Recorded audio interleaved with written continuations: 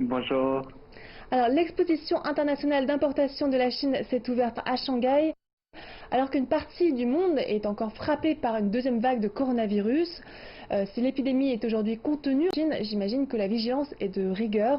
Quelles mesures de prévention ont été prises lors de l'événement? D'accord.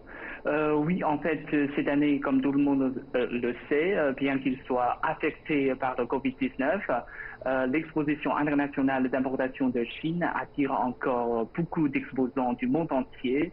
Ils viennent en grand nombre. Du coup, les mesures strictes de prévention et de contrôle de l'épidémie sont observées pendant tout l'événement.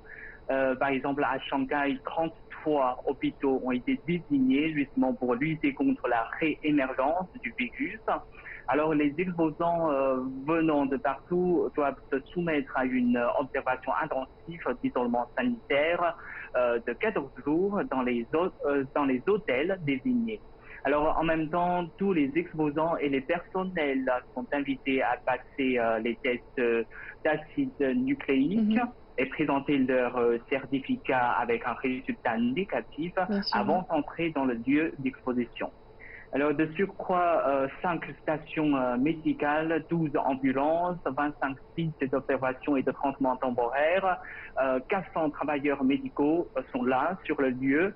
Et en ce qui concerne la vente au détail des produits alimentaires cette année, il n'y aura pas de vente au détail des produits frais Hmm, congelés, ni de dégustation de ces produits frais congelés sans qu'ils soient entièrement cuits dans les zones d'exposition. Alors, on peut d'accord. dire que tout est prêt pour lutter contre le coronavirus de cette année. Je vois. Et est-ce que dans ce contexte particulier, la participation d'entreprises étrangères est tout de même importante? Comment se compare-t-elle aux éditions précédentes? Hmm. Alors, cette année, malgré la propagation mondiale de l'épidémie Covid-19, une majorité d'exposants importants sont encore retournés à Shanghai pour y participer à cette troisième édition de la Foire internationale d'importation de Chine. Alors, selon les statistiques, près de 70 des entreprises du Fortune 500 qui avaient participé aux deux premières expositions figure encore aujourd'hui sur la liste des exposants de cette année.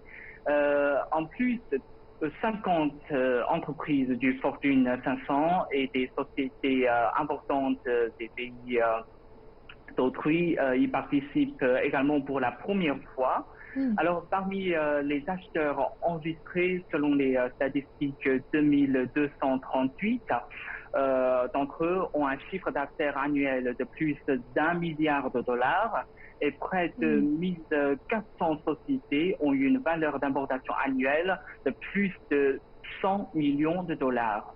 Alors, au total, selon le bureau de l'exposition, l'exposition internationale d'importation de la Chine de cette année Mhm. devrait accueillir à peu près 400 000 visiteurs. Et face aux demandes des participants, la zone d'exposition commerciale de l'événement de cette année s'est également beaucoup étendue jusqu'aux 360 000 mètres carrés. Donc, les exposants ont suffisamment d'espace pour faire exposer leurs produits et leurs services. Alors, on peut voir donc que l'envergure de l'événement est encore plus grande cette année. Comment est-ce qu'on peut expliquer une participation si importante que gagnent les entreprises à être présentes à l'événement? Qu'est-ce que cela apporte concrètement? D'accord. Alors, premièrement, je pense que c'est le marché énorme chinois, parce que malgré les impacts de la COVID-19, la Chine poursuit de manière encore accélérée sa marché vers une plus grande ouverture. Avec la plus grande population du monde, ces dernières années, notre pays indique déjà un potentiel énorme pour la croissance de la consommation et de l'importation. Et du coup, je pense que ces entreprises ils viennent pour profiter de cette plateforme, pour profiter également de l'ouverture de la Chine et de son marché vers l'économie mondiale. Alors, deuxièmement, je pense que la raison, c'est pour trouver des partenaires, parce que l'organisateur de cette foire rassemble des entreprises locales chinoises et a invité également un grand nombre de commerçants étrangers. Du coup, les entreprises de différents côtés peuvent en profiter pour trouver des partenaires potentiels. Et je pense que c'est également pour cela, malgré la propagation de l'épidémie, une majorité d'exposants importants sont retournés à Shanghai. Ils ont choisi d'être sur lieu, d'être participés en personne. Alors, en troisième lieu, je pense que cette année, la foire internationale d'importation de Chine peut être considérée comme un point de référence en matière d'innovation. Déjà, on peut voir de nouvelles méthodes sans contact, telles que la signature barcode, ont été utilisées pendant cet événement. Et au moment de la lutte contre le Covid-19, cette foire internationale peut aussi être considérée comme une plateforme pour dévoiler des médicaments innovants, des nouveaux tests et des instruments de diagnostic et surtout les solutions numériques pour mieux traiter les patients. Donc j'imagine qu'avec le contexte actuel de l'économie mondiale, les entreprises sont d'autant plus à la recherche de nouvelles opportunités. La Chine va faire approuver son 14e plan quinquennal. Quel rôle a joué l'importation dans le plan précédent et quel rôle aura-t-il dans le prochain? Quelles mesures sont prises pour stimuler les importations finalement? D'accord. Je pense que l'importation joue toujours un rôle important dans l'économie d'un pays. Alors, ces dernières années, avec un rythme de croissance modéré et rapide, la Chine éprouve déjà une demande plus forte de marchandises et des services spéciaux de qualité. C'est pour ceci que les importations de différents secteurs se développent à une grande vitesse.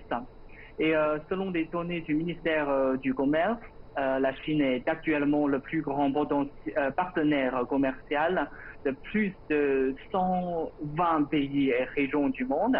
Et ces importations représentent environ 11% des importations mondiales. Alors, ces derniers mois, nous avons lancé une nouvelle dynamique de développement économique qui s'appelle la double circulation, qui vise justement à encourager les marchés intérieurs et internationaux à se stimuler mutuellement, dont le marché intérieur est considéré comme pilier.